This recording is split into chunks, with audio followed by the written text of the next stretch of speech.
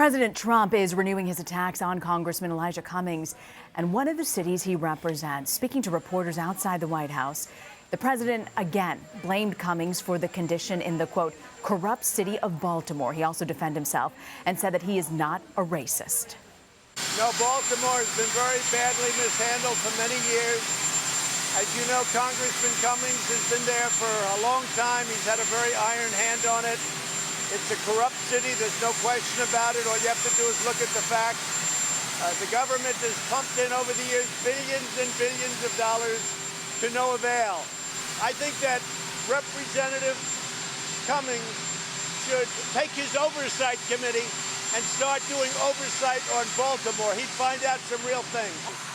But people have called from Baltimore thanking me so much because all that money that's been spent over 20 years has been stolen and wasted by people like Elijah Cummings. I am the least racist person there is anywhere in the world. When con men, who I've known almost all my business life, because I had to deal with them, unfortunately, in New York, but I got along with him, Al Sharpton. Now, he's a racist. He's a racist. This comes as a new poll finds more than half of all U.S. voters say the president is racist. White voters are split, though, with 46% saying that he's racist and 50% saying he's not. And while 80% of black voters and 55% of Hispanic voters think he is. I want to bring in Zeke Miller and Molly Hooper. Zeke is a CBSN political contributor, and Molly, a White House reporter for the, Zeke is for the Associated Press White House reporter, and Molly is a CBSN political contributor. Almost got you guys to switch jobs live on television. Didn't mean to do that. Zeke, I want to start with you, though. A Washington Post op-ed by Eugene Robbins, he writes this, that Trump's escalation of racism means one thing. He's worried about re-election. Do you get that feeling from the White House, Zeke?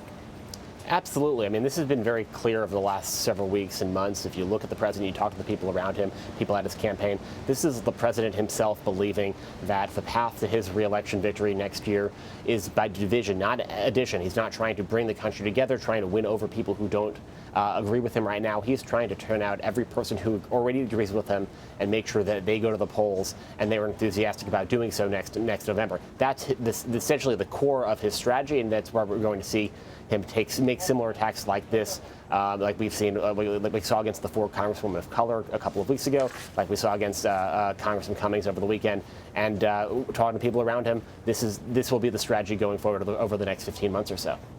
Molly, what is this really about? I mean, we keep seeing this racism bell being rung over and over and over again. What's he really accomplishing, and what are folks on the Hill saying? Well, I wish I could tell you. I wish I had a crystal ball to get into that head of Donald Trump's, but unfortunately I don't. What I do know is that this is reminiscent of tweets of the past. When I would talk to members on Capitol Hill and ask them what they think of it, a lot of eye rolling by Republicans and wishing that the president hadn't gone this far or in this direction. What is positive, I guess, the best thing that you could say for Republicans at this point is that the House is out on recess. So you'll probably not see too many Republicans weighing in on this matter, with the exception of Mark Meadows. Yes, Mark Meadows did weigh in. Yep. He released this statement. I want to read it to you. It says, I am friends with both men, President Trump and Chairman Cummings. I know both men well. Neither man is a racist, period. It's like Republicans... We're seeing these Republicans who are distancing themselves from the attack, but not really going there fully. Well, and again, that's something you'll find. What I found very interesting when President Trump assumed the office was this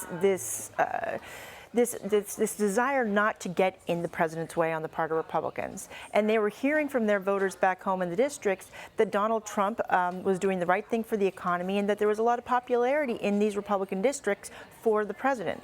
And if you have to get elected every 2 years, you don't want to get on the wrong side of your voters. And so there has been, some sort of angst when it comes to taking on the president on matters like this, which is, again, why you're probably not going to see too many Republicans weigh in on this. Mark Meadows is an exception.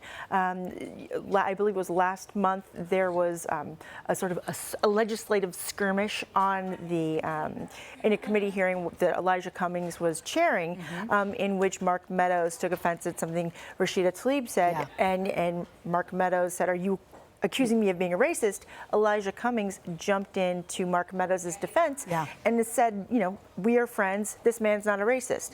So even though it took Mark Meadows a few days to actually issue this statement, which is a criticism he's fielding from other Democrats. The fact that he actually did weigh in and defend Elijah Cummings against these charges, keep in mind, he's a very close ally of the president, and I know, having talked to Mark Meadows in the past, he doesn't like getting those nasty tweets directed his way.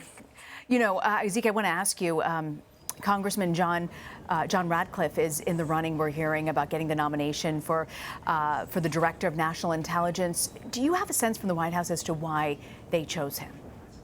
Well, it's clear he's been somebody who's been on the president's radar for some time, but what really sealed the deal for the president was his aggressive questioning of Special Counsel Robert Mueller a week ago in that hearing of the House Judiciary Committee, where Ratcliffe really tried to question the underpinnings of his report, the conclusions he was making about Russia. And that's really been one of the president's aims, and something that if you look at what the previous Director of National Intelligence, Dan Coats, was, or the outgoing Director of National Intelligence, Dan Coats, was unwilling to do, essentially, was to politicize the intelligence community, politicize the investigations of the intelligence community's work on the 2016 campaign and Russian interference.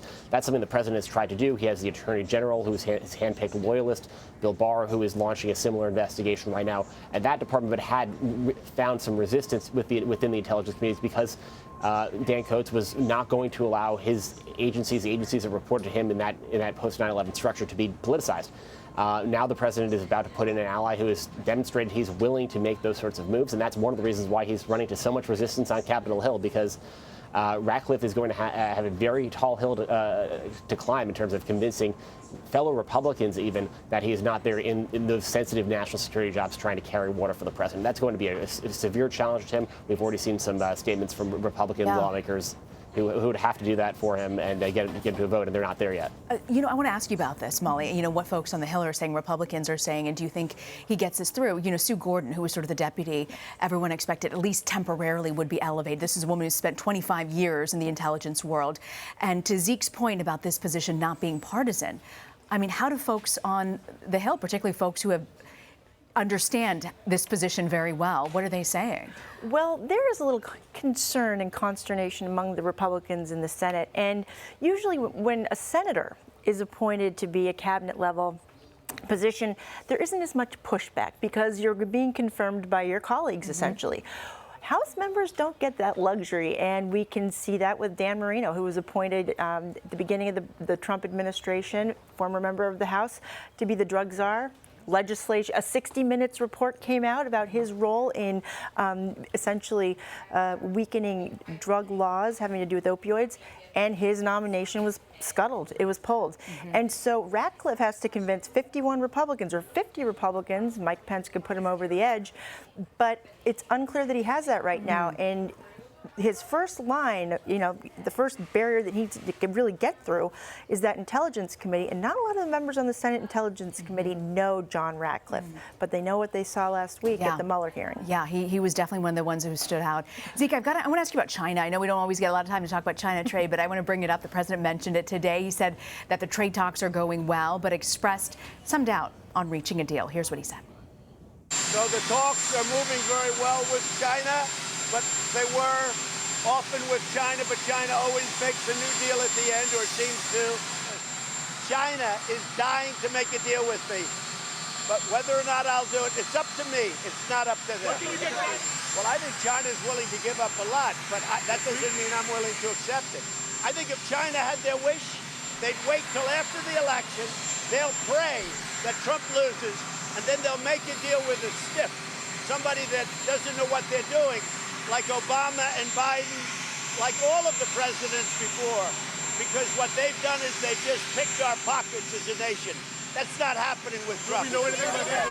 Picked our pockets as a nation. Why criticize China as these talks are getting started? What are you hearing from the White House, Zeke? Well, there are really two different messages there. The president sort of within moments directing a message to China, which is they really want to make a deal and he's going to take his time and figure that out. And then there's one aimed at the domestic audience, which is where he loops in saying that our country has been taken advantage of by China for decades, by other failed American leaders, and he's the only one who can stand up to China. They're incongruous. The president is telegraphing two very different things to two very different audiences. The truth obviously lies somewhere in the middle. The president wants a deal here about as much as China does. does. He just is afraid of making a bad deal. And that's the challenge, and why he had to walk away from why previous talks have fallen apart. He doesn't want to be seen as being weak. He's staked his presidency on making these, in improving America's standing abroad in global trade and dealing with another economic superpower. He's realizing the reality that he doesn't have all the leverage that he wants, and so it is true that there was a desire to sort of kick the can down the road a little bit. The president doesn't have that sort of time, so China's acutely aware the president wants to make a deal before his election for both the economic and political considerations ahead of the November 2020 election. All right, Zeke Miller, Molly Hooper, thank you both. Thank you.